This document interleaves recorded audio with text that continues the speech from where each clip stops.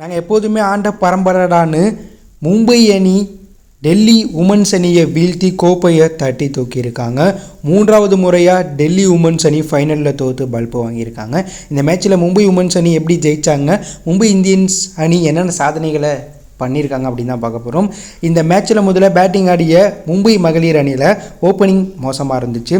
யாசிகா பரத் 14 பாலுக்கு 8 ரன்லையும் மேத்யூஸ் 10 பாலுக்கு 3 ரன்லையும் அவுட் ஆனாங்க. முக்கியமான நேரத்தில் பார்ட்னர்ஷிப் அமைச்ச அந்த அணியை சேர்ந்த கேப்டன் ஹர்மன்பிரீத் கவுர் மற்றும் நட்டா தொடர்ந்து அதிரடியாக விளாண்டாங்க. இவங்க 2 பேரும் ஒரு 50 ரன் பார்ட்னர்ஷிப் அமைச்சிருப்பாங்க. நட்டா 28 பாலுக்கு 30 ரன் அடித்து இந்த சீசனில் அதிக ரன் அடித்த மகளிர் அப்படிங்கிற சாதனையை படைத்தாங்க. ஹர்மன்பிரீத் கவுர் 44 பாலுக்கு 66 ரன், 9 பவுண்டு 2 6 150 கிட்ட சேக்கெட் வச்சு அவுட் ஆனாங்க.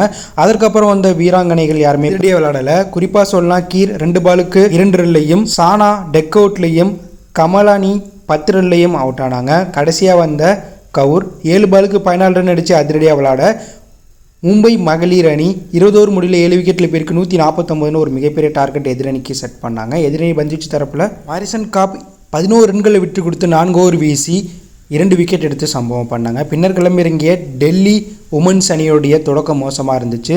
சஃபாலி வர்மா 9 பாலுக்கு 4 ரனில் முக்கியமான நேரத்தில் வெளியேற கேப்டன் மெக்லானிங் 9 பாலுக்கு 13 ரனில் அவுட் ஆனாங்க. அதற்கப்புறம் உள்ள வந்த சான்சி 5 பாலுக்கு 13 ரன்லையும், பீமா 21 பாலுக்கு 30 ரன் அடித்து அதிரடியாக விளாண்டாங்க. மாரிசன் காப் உள்ளே வந்து அதிரடியாக விளாண்டு மும்பை அணிக்கு தோல்வி பயத்தை காட்டி அவுட் ஆகிட்டாங்க. மாரிசன் காப் 26 பாலுக்கு 40 ரன், 5 பவுண்டு 2 6 153 கிட்ட சேக்கெட் இருக்கும்போது முக்கியமான நேரத்தில் அவுட் ஆகிட்டு வெளியேறாங்க. அதான் வந்து நிக்கி 23 பாலுக்கு 25 ரன் அடிக்க கடைசி ஒரு ஓவருக்கு வெற்றி பெற 16 ரன் தேவைப்படும் போது அந்த ஓவரில் 8 ரன் மட்டும் அடித்ததுனால டெல்லி உமன்ஸ் அணி 20 ஓவர் முடியல 9 விக்கெட்டில் பேருக்கு 141 ரன் மட்டும் அடித்ததுனால 8 ரன் வித்தியாசத்தில் மும்பை இந்தியன்ஸ் உமன்ஸ் அணி ஃபைனலை 2வது முறையாக ஜெயிச்சு சம்பவம் பண்ணியிருக்காங்க. ஸோ 2023 மற்றும் 2025 WPL கோப்பையை மும்பை உமன்ஸ் அணி தட்டி தூக்கி நாங்கள் ஆண்ட பரம்பரைன்னு நிரூபிச்சிருக்காங்க.